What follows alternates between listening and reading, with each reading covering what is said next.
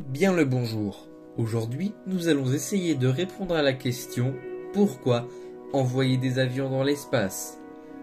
D'abord, le premier avion spatial nous venant à l'esprit est bien sûr la navette spatiale américaine. Mais son dernier voyage, en juillet 2011 réalisé par la navette Atlantis, signa la fin de l'ère de la navette. Mais pourquoi?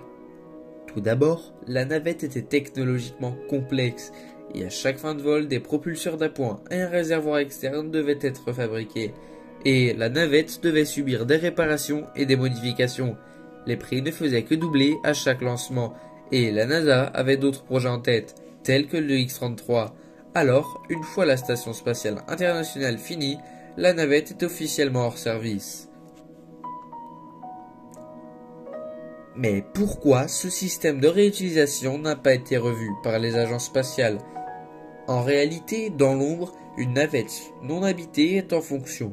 Le X-37 de Boeing qui bat des records de longévité de mission pour un appareil réutilisable. 908 jours de mission durant le dernier lancement le 17 mai 2020. Pour l'instant, peu d'informations sur ces 6 missions, à part ces records.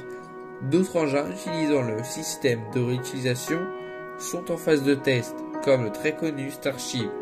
Enfin, de nombreux avions spatiaux ne sont qu'en phase de concept, comme le Skylone, qui sera un avion touristique permettant de voyager plus rapidement en passant par l'espace, le Dream Chaser pour remplacer la navette spatiale, mais en plus petite, ou même encore le Radiant One, qui, comme la navette américaine, pourrait faire des missions assez flexibles. Bien sûr, ces trois-là ne sont pas les seuls. D'autres que je n'ai pas évoqués sont aussi en phase de concept.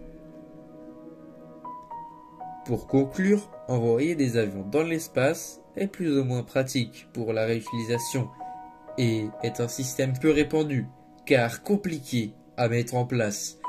La science ne fait qu'avancer et ce système pourrait être abandonné au fil des recherches ou rester l'un des meilleurs.